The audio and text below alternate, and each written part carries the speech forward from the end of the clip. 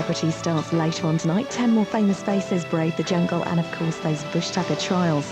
That's tonight at 9. Good morning. You're watching ITV1.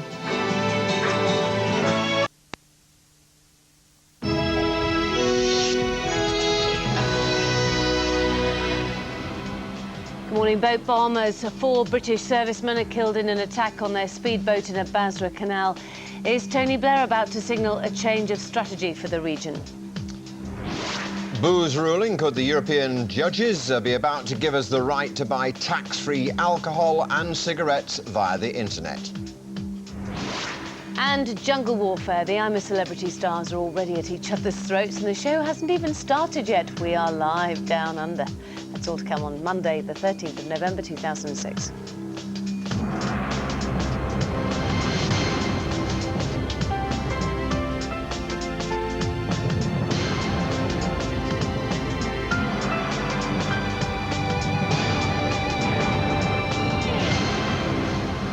Hello, good morning from me. You're watching the News Hour here on GMTV. It's just gone 6 o'clock. We'll have more on those stories in the next hour. Plus, as winter bites, we'll be launching our Keep Warm This Winter campaign. More in 10 minutes' time. Also, what would you give up in order to get a good night's sleep? Money, time with your partner? What about football? No chance. The shopping even. The secret to slumber coming up. It's actually quite a warm night, wasn't it? Not bad at all. Very windy down here. Right. But warm. Claire is in charge of the weather today. Hello, good morning. Well, it's going to be a fairly mild week, but wet and windy. We're seeing rain gradually clearing away to the south this morning. No frost problem this morning, but you can see there will be a little bit of sunshine coming through, mostly for the eastern side of Scotland as well as England. Some strong winds to contend with, particularly across the northwest there, gusts up to 45 miles an hour, and we're seeing some showers here also. Elsewhere, a dry and finer afternoon to come, some brighter spells from time to time, and temperatures at the very best up to around 15 Celsius. Penny. Claire, thanks very much. Forensic teams in Iraq are to investigate how insurgents were able to attack a patrol boat, killing 4 British servicemen and seriously injuring 3 others. And the Prime Minister Tony Blair is expected to call for Iran and Syria to be engaged in efforts to secure peace in the region. Richard Gaisford is at the Ministry of Defence. Richard. Well, this team is going to be looking at exactly what type of explosive device was used to target this boat and how that happened in an open stretch of water. The Shatt al-Arab waterway is the border really between Iran and Iraq, and up until this point had been one of the more peaceful parts of southern Iraq to patrol. I mean, it is known that it's a major smuggling route of arms and explosives between Iran and Iraq, and that is one reason that Tony Blair is going to say that Iran and Syria should be brought into the fold, really. Perhaps they might have some ideas and some way of trying to quieten down some of the major issues in Iraq, and it mirrors a new approach too from the Americans, an approach that's changed since the midterm elections, to start talking to other people in the Middle East to try and sort out some of the issues there. 125 UK service personnel have now been killed since hostilities started back in 2003. The families of the 4 people who died are being told right now we don't yet know their names or their regiments, and of course there are the 3 who are seriously injured still in Iraq. They're being treated at the Shaiba Air Base. It's a major logistical base there, a big medical facility, and their condition is said to be very concerning. Richard, thank you very much. Let's get the rest of the news now. Here's Amanda. John, thank you. Good morning. Shoppers could make massive savings on imported alcohol and cigarettes without even leaving home. If an EU ruling goes ahead, it would be legal to buy bulk on the internet from suppliers anywhere in Europe. Well, Rachel Harrison is at Dover. Rachel, good morning to you. Could this mean the end of the booze cruise then? Well, yes, it could, and certainly the ferry companies are incredibly worried about this morning, as a British off-licence and indeed the Chancellor. Basically what will happen, that if this gets the go-ahead next week, it means that you can order online alcohol and cigarettes from anywhere in Europe, which means it'll be tax-free to you and I, and it'll come delivered to your own door. It means we'll be making savings of around £13 on a case of beer, around £18 on a case of wine. And if you're a big smoker, listen to this, if you're buying your cigarettes from Latvia and you want to buy, let's say, 200, it would cost you £7.50, which means it would be a saving of over £40 to you. Now, clearly, this is good news for the pocket, and certainly some of the people I spoke to here yesterday but gave it a mixed reaction. Get it? Because I like being in France and having a few of their Stellas and all. What do you make of it? Would you still do a booze cruise? Yeah, I still would. Yeah, still go across. It's day out. Fantastic. Saves the cost on your ferry, doesn't it? Now, the decision will be taken next week, and there's an 80% chance it will get the go-ahead, but the Chancellor will be incredibly worried because at the moment he makes £15 billion a year from the tax on alcohol and cigarettes. If we start losing some of that money, he's going to be looking to tax us in other areas. Thank you. The government is being accused of pandering to the tabloids in its counter-terrorism policy. A report by a left-wing think tank says sensible plans to combat terrorism are at risk because the government is playing on voters' fears to secure an election win. It also claims that Tony Blair's support for America is damaging Britain's political position in the world. A 25-year-old man has been arrested following the shooting of a police officer in Wolverhampton yesterday.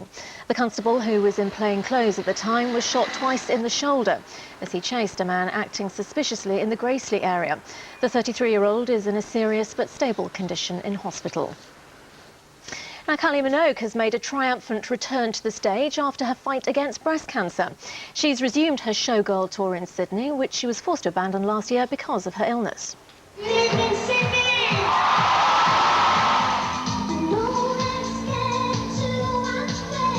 front of 10,000 screaming fans, Kylie's back. She's renamed it the Showgirl Homecoming Tour. In May last year, she was diagnosed with breast cancer just days before she was to perform in Sydney. There was even a duet with Bono.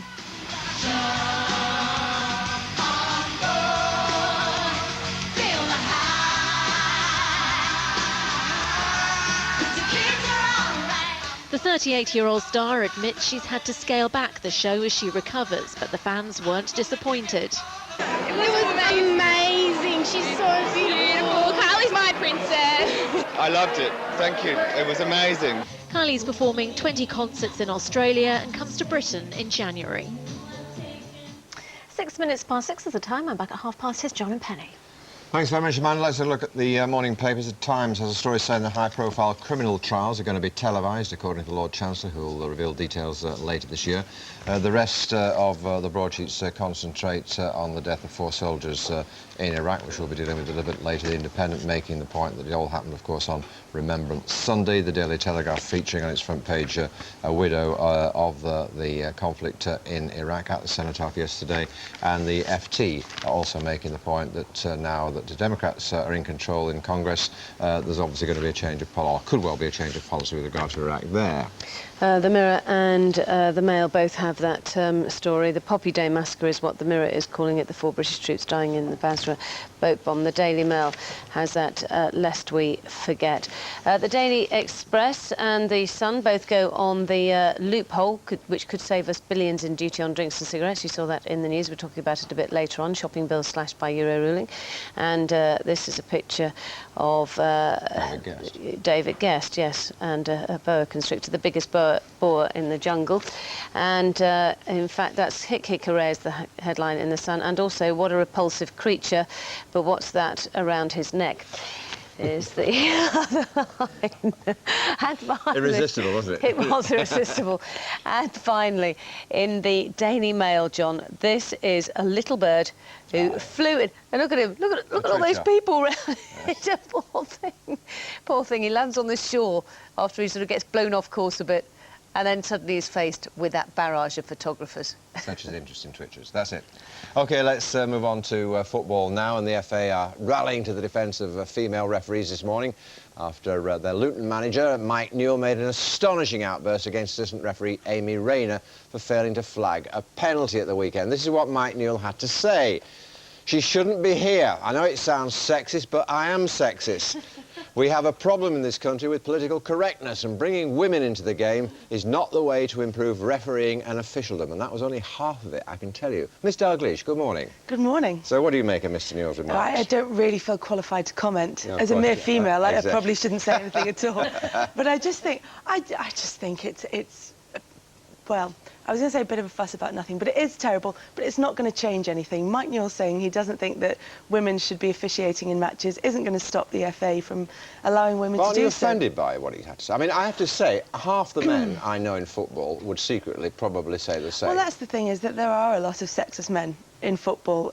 Mike Newell's probably just one of them, and at least he's honest enough to come out and say it, which is a lot less harmful than the ones who try to do it insidiously. So Look, I don't agree with Mike Newell at all, but I know Mike, and it all sounds.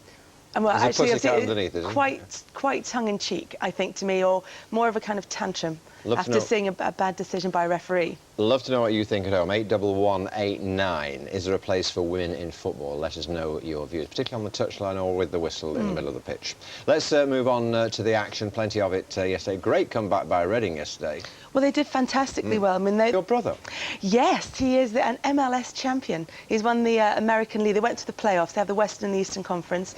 So they won the Western Conference because he's playing for Houston Dynamo at the moment. And they played New England Revolutions, who are managed by Stevie Nicol, a former Liverpool player. Oh, indeed, yeah. So Mum and Dad went over to watch him, and he's. I've got a picture of him with the cup. He's very excited. Well, you have to bring it in to show us next time we see you. Do. Congratulations to Paul. Thanks very much. Good to see you.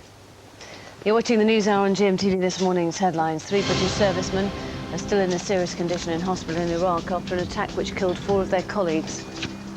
Shoppers could be in line for massive savings on imported alcohol and tobacco thanks to an EU tax ruling. And Kylie Minogue has made a triumphant return to the stage after her battle with breast cancer. Time is 12 minutes past 6. Now, last winter, more than 25,000 pensioners died here from the cold. Temperatures are expected to plummet again shortly, so GMTV is launching its Keep Warm This Winter campaign. Dr. Hilary Jones is in Hertfordshire for us. This winter, a question of life or death for so many. Yeah, good morning, Penny. It's mild at the moment, but experts are predicting that it's going to get very much more chilly as the winter progresses. And that's why all this week we'll be going to give tips and advice to all those people who want to help their elderly parents, relatives and neighbours and protect them from this cold snap that's predicted. At the moment, it's only about 12 degrees, not too bad at all. But incredibly, and it's extraordinary to me, I'm sure it is to you, that 1.5 million pensioner homes today still have no proper heating or insulation. Neighbours and pensioners like Arthur and Susan Beach, who live here. 38 years I was here. We had a large hallway and drafts coming through the door everywhere. And the landlord didn't do nothing. And the bills were, you know, astronomical. It is easier to keep this warm, but you've got to keep all the windows shut, everything. You can't have any fresh air in here, which you do need a little bit of fresh air. We find in this bedroom and the other front bedroom, the walls are very cold, even though you've got the heating on. And sometimes you wake up in the middle of the night and it's cold. If you've turned the heating right down because you don't want it on during the night, or you shouldn't need it on, it turns really cold. Well, inside Arthur and Susan's home, on the front wall, you can see I've got the thermometer there. It's just gone up to 18, but it was much colder earlier before they put the heating on. This wall feels damp, it feels cold. It's an outside wall with no cavity insulation, and that's why they have to have the heating on all the time, don't you, Arthur? Yeah, yes, right, yeah. This is a room you can't effectively use because it's so cold in the winter. Yeah. Yeah, and the rest of the house is all right. But what are your heating bills like? I mean, if you have to have the radiator on all the time, it must be quite costly. They are, yeah. Well, my governor knows about the... Your governor, Susan, what do you... What, I mean, you yes, we found it quite expensive, especially last year, not realising that this was what the problem was. Yeah. We're just hoping that, you know, it's going to work. Insulation will work. Well, let's keep our fingers crossed, because what you probably don't know, and many people obviously don't know, is that every day, £10 million in benefits and grants for insulation goes unclaimed by people like yourselves. Yeah. And we want to raise awareness of that this week. This week we're going to get some help from Help the Aged to put insulation in this wall for you, and we're coming back to see you on Friday to see how we've got on. But one of the things I want you to do in the meantime is think about using a thermometer like this, and this is going to be available to all our viewers. We're giving away 100,000 of these wall thermometers, which have an electronic sensor which changes colour as the temperature goes down, and you can get that by phoning the number 0800 055 36 78 and doing all the sensible things like dressing warmly with lots of thin layers, eating for warmth, and doing all those sensible things as well. More of that later. Back to the studio. Hilary, thank you very much, although Steve Jones from Help the Aged is with us in the studio. The thing is, though, that you don't want to be sitting there in your coat, do you, in your own home? Well, no, but I think what's important during the winter is to take some practical steps that can keep us all warm. So things like wearing lots of layers, really important, you know, rather than one big thing. Eating hot meals, drinking hot drinks regularly, taking some exercise, you know, just to make sure your body keeps warm, heating the room you're in to the correct temperature using the thermometer that Dr. Hilary Jones was telling us about there, which is part of our campaign. You know, making sure that the room you're in is warm, making sure that your bedroom is warm, because many people also still feel that a cold home is a healthy home, and that it's quite fine to sleep with the window open at night, which of course is the worst thing you can do. So just keep the window very shut cold at weather. night. Now, the other thing that Hilary was talking about there was about how much money goes unclaimed every year by people who are, you know, legitimately entitled to it. Part of the problem with this as well is the fact that I bet that the forms that you have to fill in are not easy. Absolutely. There are so many reasons why people don't claim benefits. It's difficult, the forms are complicated, they haven't got the right help.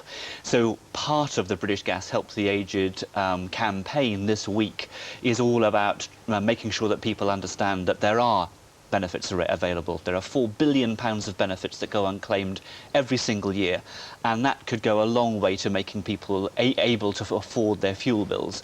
Yeah. Also, there are grants available. The government scheme Warm Front provides free heating and insulation for certain people, and also all the suppliers have their own schemes as well that allow you to get insulation or central heating, or even grants to do things. For example, British Gas has one called Here to Help, and other suppliers also have other ones. And how do you get hold of these things? Do you phone up British Gas and they give you all the information? And what about the government ones? Yes, you can either use the leaflet, again, that Hilary Jones showed. The leaflet's part of a pack called the Cold Can Kill pack, which the British Gas Help the Aged Partnership has available for people. Otherwise, ring up a number for Warm Front through the government, or a local authority will have the details of that, or phone your supplier and they'll have details of their own schemes. And I know you're also campaigning actively for the rest of us to do more to help. Steve Jones, thank you very much. More information on the Keep Warm This Winter campaign and details about that thermometer giveaway on the website gm.tv. Thanks. Time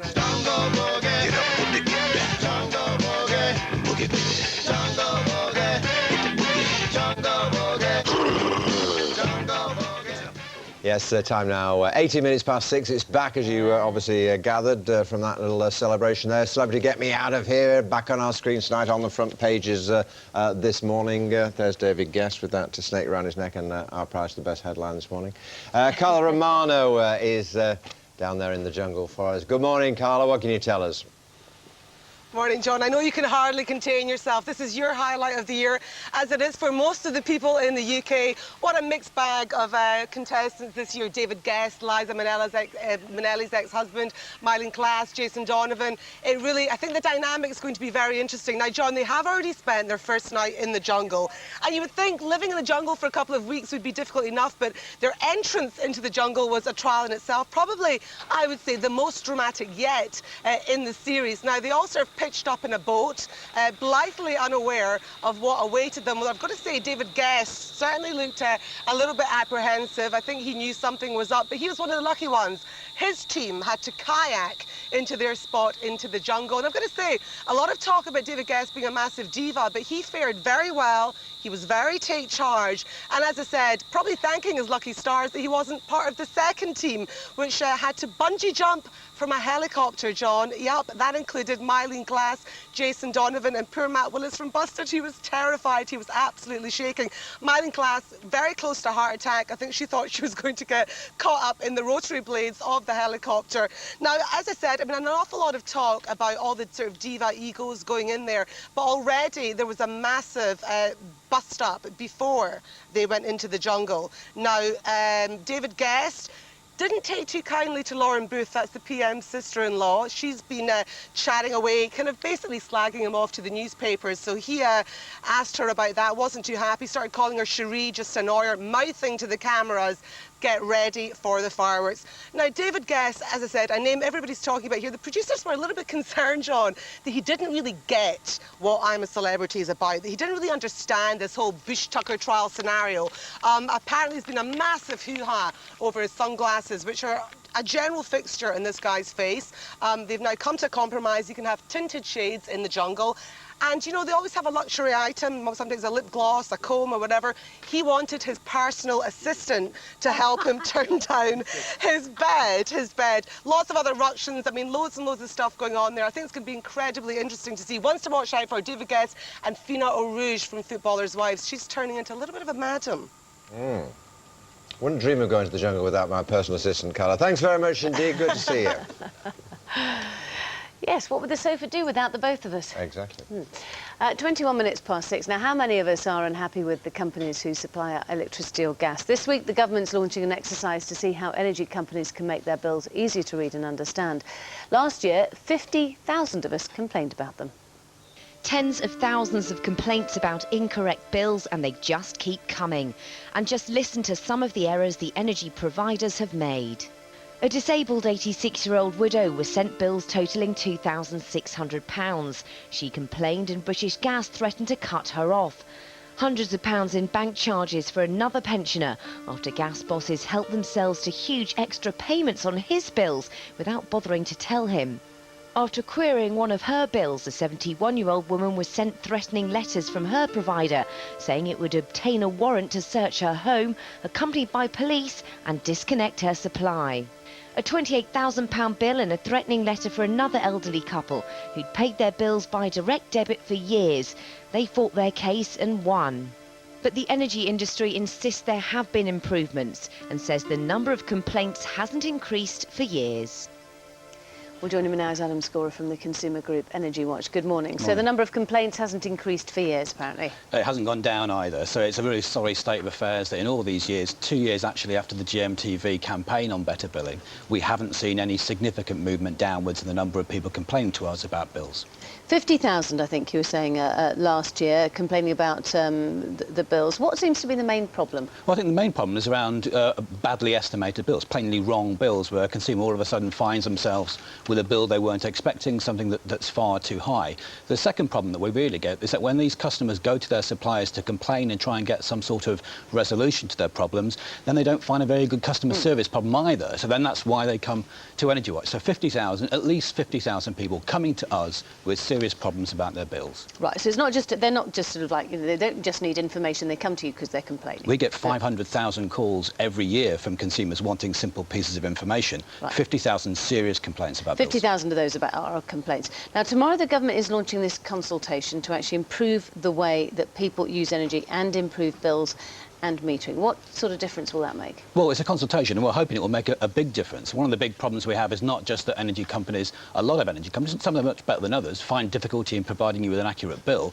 but the amount of information you have about your energy consumption can actually help you manage the amount of energy you use and therefore contribute to the imperative of fighting climate change problems. So it's really important that this gets to the root of how we get better information about energy consumption to consumers. And what should people do, finally, if they think that they are being billed inaccurately? Well, I don't suffer in silence. We saw some of the terrible situations that you've just related there. Get in touch with the companies, try and get them to resolve their problem. If they can't, they can come to Energy Watch or they can go to a new ombudsman, which might provide them with some resolution to their problems. Adam Scorer, thank you very much. Well, joining us now from Nottingham to respond to those claims, Duncan Sedgwick from the Energy Retail Association, the group which represents the gas and electricity companies.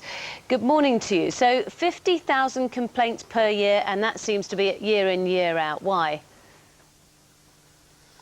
Well, yes, you know, over the last 3 years it is 50,000 and it is reasonably static, and we're working hard, obviously, to try and improve that. The other two areas of complaints have reduced by 85% and 60%. So I don't think it is that we're doing badly here.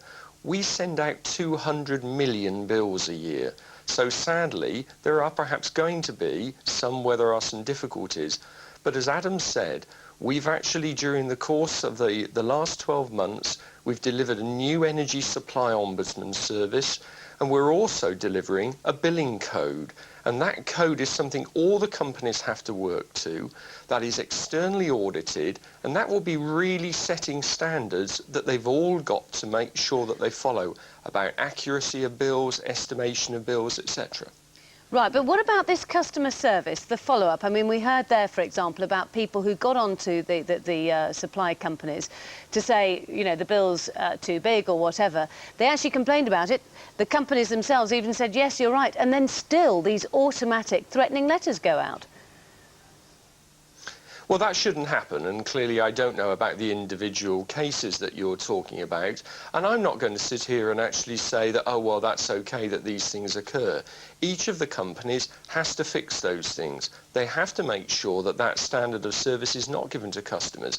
If customers are not happy, though, speak to the supplier. Yes, they can speak to Energy Watch, but the new service, the Energy Supply Ombudsman, that will actually deliver something where we have to adhere to whatever they say. So we have to stick to their ruling, and that can include paying compensation to the customer. What would you think about, for example, larger penalties for cases which are particularly disturbing? Well, the penalties that the Supply Ombudsman, the Energy Supply Ombudsman, can impose is up to £5,000, depending on what's actually happened in any particular case.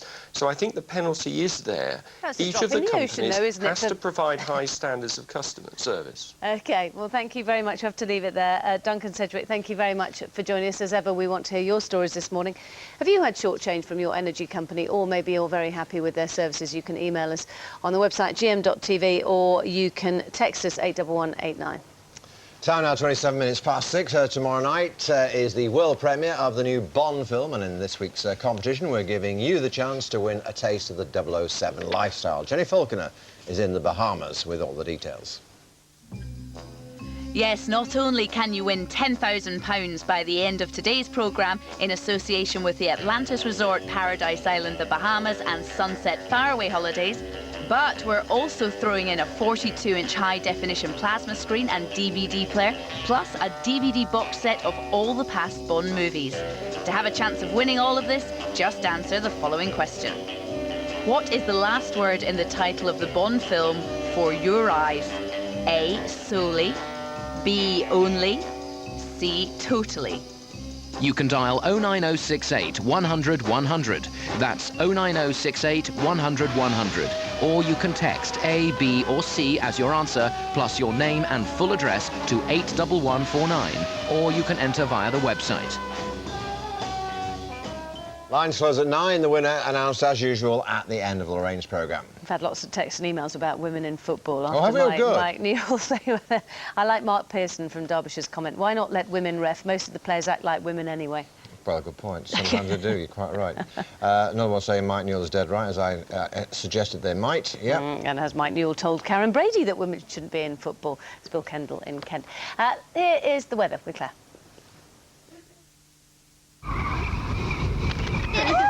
GMTV weather, sponsored by Nestle Cereals. Whole grain for the whole family every morning. Hello, good morning. Now, it's probably worth investing in some draft excluders this week because it's going to be very windy indeed, particularly today and then on Thursday. All courtesy of an area of low pressure sitting up towards ice. And you can see a lot of clouds covering the country, now clearing away, but we've got broken cloud in its wake, and that's going to bring some showers and also some strong gusts, particularly to Scotland and to Northern Ireland, Northern England, through this morning into this afternoon. The cloud is broken across eastern Scotland as well as eastern England, but we're still hanging on to the cloud down towards the south, where we are seeing some rain only slowly clearing away, and some heavy showers now moving in across western parts of Scotland. For Northern Ireland, you should see some broken cloud through this morning, some sunshine as well, sunshine for parts of Wales away from the south of Wales, but even so here I think we could see 1 or 2 showers as we head through the day. It's going to be a very windy day across Scotland. I would say gusts up to around 50 miles an hour, particularly across central and northern areas. Those showers piling in, particularly for the west, but hopping over the highlands. You can see a drier scenario here for eastern Scotland down towards the borders. It's southwest Scotland where we will see those showers. Southeast, not too bad at all. 1 or 2 showers for Northern Ireland, but some brighter spells here. And temperatures on the mild side, but add on the wind, it's going to feel a bit chilly in that wind. Northern parts of England seeing some fine weather through this afternoon, but there will be some strong gusts as well, perhaps up to 35, 40 miles an hour. And for Wales, some showers, particularly in the north. In the south, you should see some brighter weather during the second part of the day. For the Midlands, East Anglia down towards the southeast, it's a blustery day, at least, though some brighter weather, but hanging on to that cloud and the rain, places such as Brighton, Southampton, down towards southern parts of Cornwall as well as Devon, and it's going to be blustery here. Channel Islands seeing some rain right the way through the day. Tuesday we'll see the rain gradually move its way northwards, a brighter day for Scotland, and then on Wednesday more rain to come. It's turning wet and windy on Thursday. Here's your summary. Find out what's in store for the next 5 days on our website gm.tv.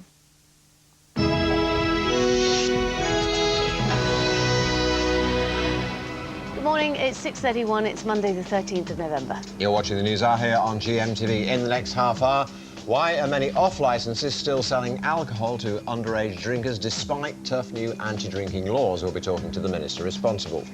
And dropping off, why is it that more and more of us are desperate for a good night's sleep? Checking out the Z Factor in about 20 minutes' time. Let us know your thoughts on that. Do you get enough sleep? Text us 81189. First, our top story this morning. Forensic teams in Iraq are to investigate how insurgents were able to attack a patrol boat, killing 4 British servicemen and seriously injuring 3 others. The Prime Minister, Tony Blair, is expected to call for Iran and Syria to be engaged in efforts to secure peace in the region. Richard Gaisford is at the Ministry of Defence. Richard.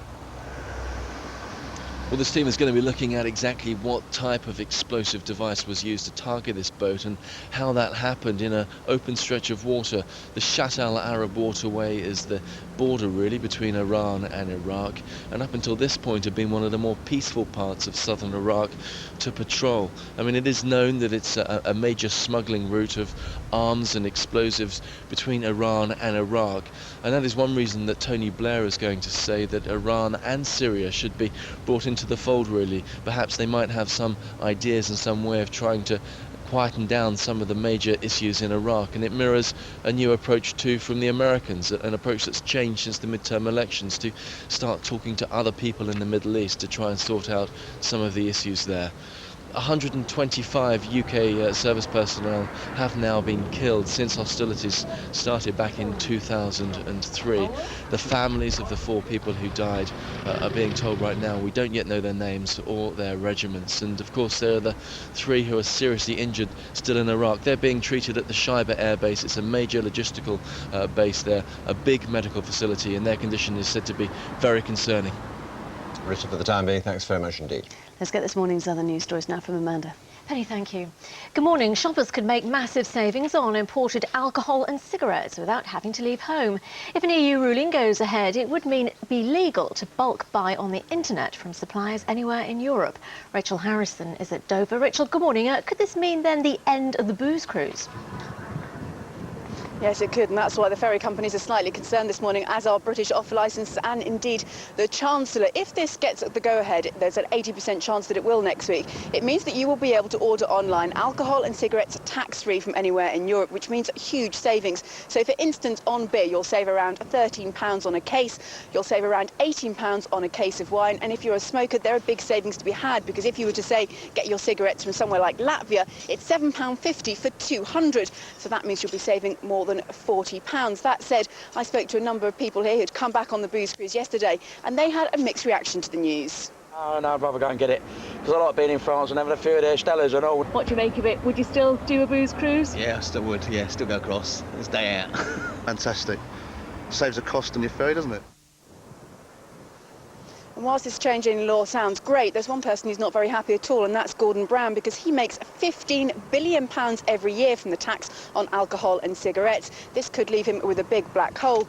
I can rest assure you that he'll be finding the money from somewhere else. Rachel, thank you. The boss of Fairpack has apologised to his customers in a statement. Nick Gelody-Johnson says the collapse of the Christmas Savings Club is a tragedy. He also claims he's gutted about the thousands of people left out of pocket. Mr Gelody-Johnson blames the Halifax Bank of Scotland for cancelling the company's overdraft. Kylie Minogue has made a triumphant return to the stage after her fight against breast cancer. She's resumed her showgirl tour in Sydney, which she was forced to abandon last May because of her illness.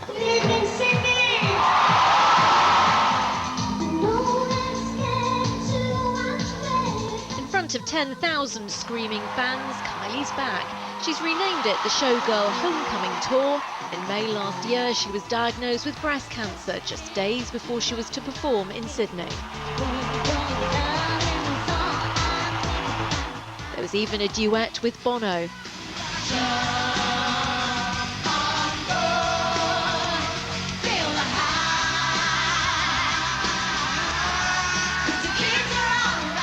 The 38-year-old star admits she's had to scale back the show as she recovers, but the fans weren't disappointed. It was amazing. She's so beautiful. Kylie's my princess. I loved it. Thank you. It was amazing. Kylie's performing 20 concerts in Australia and comes to Britain in January.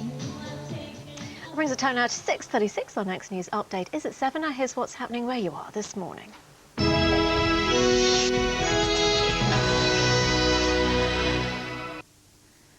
Good morning and welcome to the breakfast news from ITV Granada. First today, the funeral of a weapons operator from Liverpool who died when an RAF plane crashed in Afghanistan will take place today. 29-year-old Sergeant John Langton was one of 14 men killed when their Nimrod crashed in September. It was the worst single military loss of life in action in more than 20 years. A woman has undergone the UK's first computer-aided stomach surgery at a hospital in Cheshire to try and lose weight. Having reached more than 19 stone, Maria Convey decided to have a gastric band fitted. Usually the band would need tightening with a series of injections, but Maria's, fitted at the Alexandra Hospital in Cheadle, will be adjusted by signals sent from a computer. She hopes to lose up to half her body weight. I've tried several diets. I've been to dietitians, to the doctors, and most of the time I've successfully lost the weight, but then in time I've put the weight back on, sometimes more as well. So basically I'm just a bit tired of always having that in the back of my mind, and I just would like to be able to live like everybody else. Former Manchester United hero George Best is being immortalised on 1 million Northern Irish banknotes. The limited edition £5 note, which can be ordered from today, shows images of Best in both his United and Northern Ireland strips. They'll become legal tender later this month to coincide with the first anniversary of his death. It's just absolutely stunning. The first time that I saw the note a few months ago, whenever they were in the early stages of designing it, I had to leave the room. It just depicts George in such a perfect way, and yet again such a lovely tribute to him. Meanwhile, today sees the start of People's Millions for 2006 when we team up with a big lottery fund to give away £250,000 to a whole range of community projects. This week, we want you to vote for your favourites from our shortlist of 8. This evening, we'll visit Rainbows, a special needs therapy nursery in Nelson, which is looking to refurbish their multi-sensory room, while Pictor School in Timperley need the money to develop their grounds with suitable play equipment. Tonight on Granada Reports at 6, we'll show you how you can vote to ensure one of them receives a grant of up to £50,000. That's it for now. I'm back at 7:05. Time now for a look at the region's weather.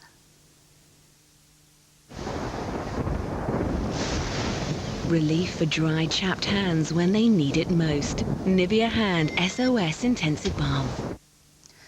A fairly cloudy start this morning with the odd spot or two of rain, but we should see more in the way of sunshine towards lunchtime.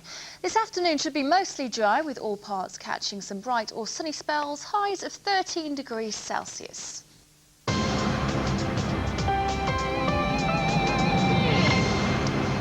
Welcome back. Our top story this morning, the deaths of 4 British servicemen in Iraq, dominating the front page. That's the Mirror this morning, Poppy Day massacre, and in the Independent also making the point that all this, of course, ironically happened on Remembrance Sunday. The men were patrolling the Shat Al waterway near Basra when an explosive device hit their boat. Weapons intelligence experts and forensic teams are now searching the area. Lisa McAllister reports. British troops have been patrolling the Shat Al Arab Canal since 2003.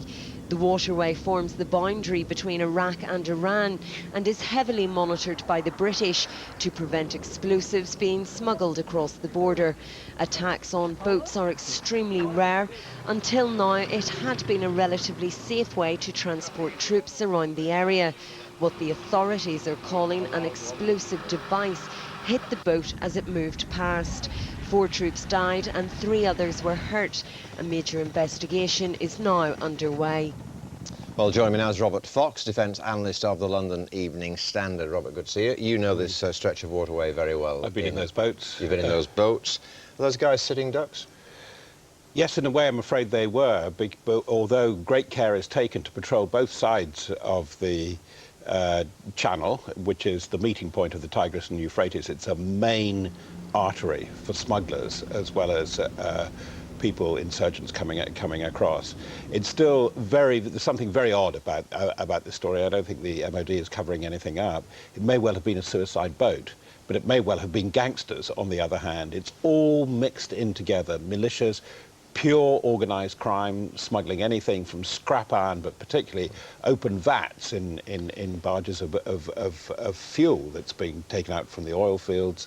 It's very sensitive, but it's been safe, as you've rightly said in your introduction. But given where it is, right on the border there, do we know where the explosive device might have come from, or can we speculate? We can speculate. I don't know for sure, but it is absolutely clear, and it's been clear for some time, nearly 18 months now, that some of the best stuff, the best triggering devices, and the best techniques have been coming across to the Shiite militias, not just one, but most of them, from Iran. So would it be right for the United Kingdom, as is being suggested, to bring Iran and Syria into discussions about where we go from here?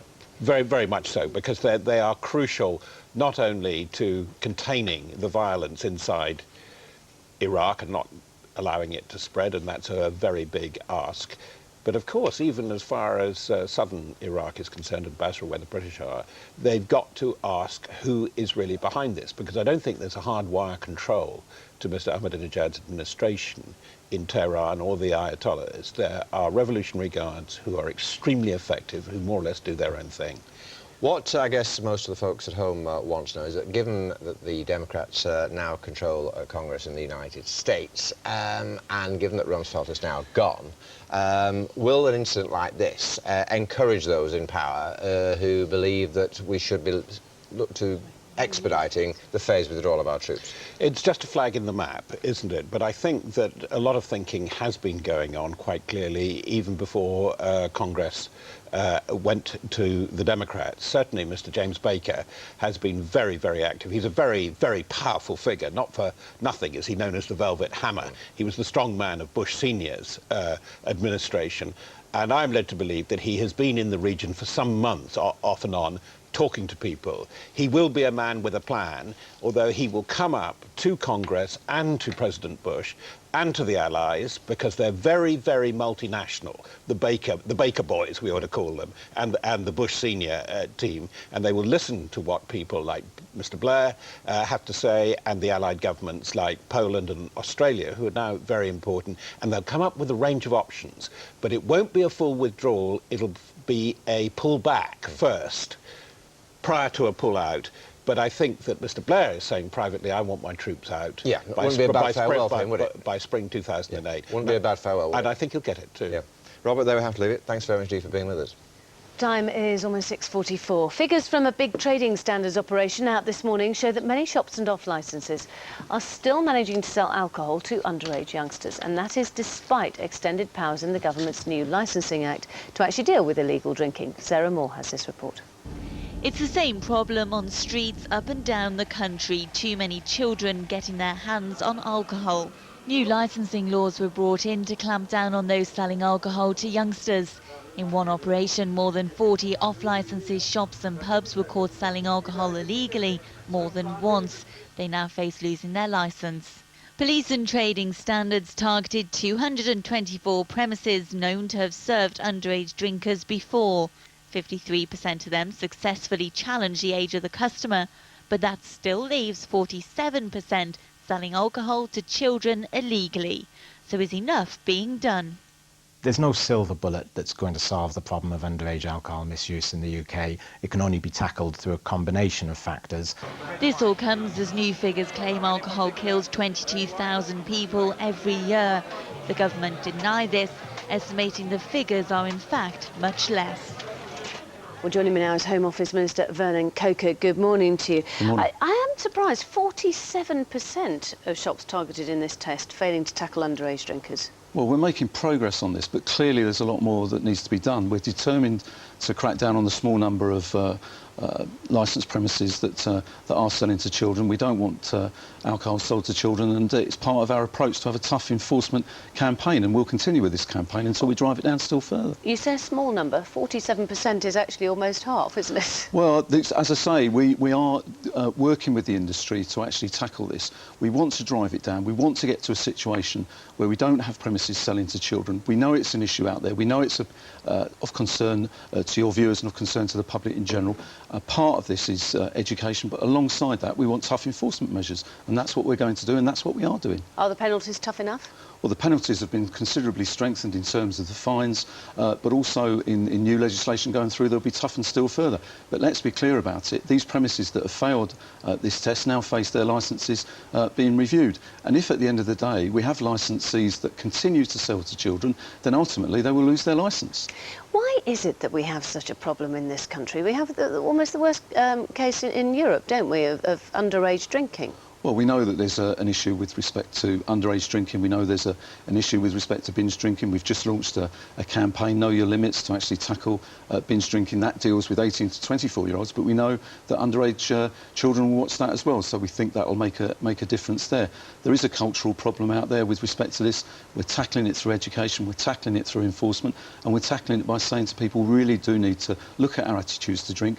Yes, enjoy drink, but let's know our limits. And in the future, it's going to be a lot cheaper, isn't it? That's the front page of The Sun today, hick, hick, hooray, saying that we're going to be able to import cheap drinks tax-free if we buy them on the internet. It's going to be able to come straight to our door. How do you feel about that? Well, it's a court decision that will be made next week, and clearly the Chancellor and the government will deal with that as and when the court decision is made. Vernon Coker, thank you very much for joining us this morning. Time now, 30 minutes to 7. How are you feeling this morning? Tired, exhausted? Could you do with a few more hours in bed? Well, believe it or not, almost half of us get less than 5 hours sleep a night. And many of us would give up alcohol, shopping, football, doubt it. But if it meant we'd have a good night's sleep. Jonathan Swain is in Surrey for us this morning. Morning, Jonathan. Morning to you, John. Well, I certainly didn't get any sleep last night. No, I've got to do a live broadcast from a bed this morning. So I feel completely exhausted, but it's not just me, because apparently as a nation we're completely obsessed with how little sleep we actually get. If you were tossing and turning last night, here's perhaps some of the reasons why you were. One of the worst offenders is actually work stress. Okay, what time do you want to be there tomorrow? That's all 10:30. Sorry, go on. Listen, there's a story for you in Rome. Right. We need you to try and get on a flight in about 2 hours' time. I think there is one. What about this story? Forget that. Forget that? Forget that. We've got to move on. Go. Could you please just try and look at this for me? Come on. Now, most of us are guilty of this. We come home from work late, we slob in front of the TV with some food and a glass of something. But it may help us to relax. But eating late certainly doesn't help us to sleep. Although an extra glass won't hurt, will it? The evenings are sometimes the only chance we get to catch up with things, but planning the next day, making lists and phone calls before bed is guaranteed to keep you tossing and turning all night. That quick cup of coffee or tea before bed certainly isn't a good idea. The caffeine will stimulate your body and keep your mind buzzing. Anyone with small children or babies will know that getting a good night's sleep is sometimes impossible. When they're awake, you're awake. Getting back to sleep can sometimes be very hard work. Night, night, darling. And my daughter thankfully finally went to bed last night and to sleep. I think she was very excited the fact she had a TV camera in her nursery. Well, there are plenty of things on the market to try and help you get a restful night. Make sure that your room is set at the right temperature. You've got the curtains drawn, of course. If it's not that dark, well, of course, there's eye masks available. This is also on the market as well at the moment. It's a plug which gives us a nice relaxing scent once it's plugged into the socket. And there's also plenty of sprays around as well. This one's a lavender spray, which if you give it a bit of a squirt onto your pillow, it sends off a nice lavender scent to help you relax. But I don't need any of those things, John, because, as I say, I'm pretty exhausted after a long day yesterday and having this crew lot in my bedroom this morning. So if you don't mind, boys, off you go. Have that one off as well. Night, nice. Sleep well, Jonathan. Join me now, Dr. Adrian Williams, a sleep loss expert from Guy's and St Thomas's Hospital here in London. You're wide awake. Good to see you. Thanks very much, Keith, for being with us. Is it true that we are sleeping less and less? Yes, it is, actually. There's data going back more than 100 years. We used to sleep about 9.5 hours a night, and that's down to less than 7 hours a night now. Why? We have lots to do in the day. It's a 24/7 society, isn't it? We have to work a certain amount and we have to play a certain amount, and what loses out is sleep. But surely wouldn't historians argue that 100 years ago life was even tougher than it is now? No, I think probably not. You know, we have a lot of stress, which also influences our ability to sleep. I think things are probably more difficult. Well, I was going to ask you about the facts. I mean, how damaging can this be? I mean, Margaret Thatcher, I mean, famously could sleep on, well, about 3 or 4 hours a night and get up and run the country. Others can't. I mean, others like me, somehow or other, we need our 8 hours. In this particular job I'm in, where you get up at 4 o'clock in the morning, that's not always that easy. But so how damaging is it? It can be, and you're right, there are certain requirements for each of us, which is very individual. 8 hours is the average. And there is evidence that less sleep can change metabolism, that certainly cause sleepiness. Make you ratty as well. That's probably true, yes. Yeah, I mean, and consequently, presumably, some from time to time affect relationships. And it's a serious point that people, you know, Yes. through the demands of their work or the stress, get less and less sleep and are less sort of sympathetic to their partners. That's right. Again, there's evidence that the divorce rates are increased in people who don't sleep well, or particularly, for example, people who snore and have sleep apnea. You know, one of the conditions that... Lots of drugs on the market, speaking of that, huge boom in these sort of various medications. Are they all, do you think, justified, or is this the industry just, naturally cashing in on what they see as a growing trend? Yes. I'd have to say that none of them are really justified. Can one be categorical like that? Probably not, but in essence, one shouldn't be thinking about those remedies if snoring is a real problem. Well, I must say, I was intrigued by Jonathan's lavender spray there. Maybe I'm wrong. I just fail to understand why the smell of lavender would make you go to sleep any more than the smell of anything else, quite frankly. Me too. Yeah. So what's your advice to people? I mean, there'll be lots of people who are watching this programme now have been up since, like me, 5 or 4 o'clock this morning, but not necessarily because they have a job to go to, simply because they can't sleep. Yes, the solution there is, first of all, to improve everything around sleep, all the good and bad habits that we all have to pay attention to. You mentioned coffee. It's a very potent stimulant for those that can't sleep well or have difficulty. Not too much alcohol either. No, indeed, alcohol can help you get to sleep, but once it's metabolized, sleep is quite bad. Exercise is very good for sleep. There's a list of about 13 or 14 things. Take the television out of the bedroom? Absolutely. The bedroom is for sleep and perhaps other things, but we can't advocate that, of course. Sitting where we sit. At the time of day we sit here. Indeed. But thanks for your advice. Good to see you. Thanks very much. Lots more advice, of course, as ever for you on our website. You know, it is gm.tv. Actually, I finally succumbed to some natural sleeping tablets, and I did like the line on the back where it said, may cause drowsiness. Yes. Well, that scuba diver's watch said, do not immerse in water. Yes. Yes. And that's it from the news hour. Andrew and Fiona are up next with GMTV Today. Yes, they'll be tripping the light fantastic with the Simon Cowell of Strictly Come Dancing, Mr. Nasty himself, Craig Revel Hall. But first, the weather with Claire.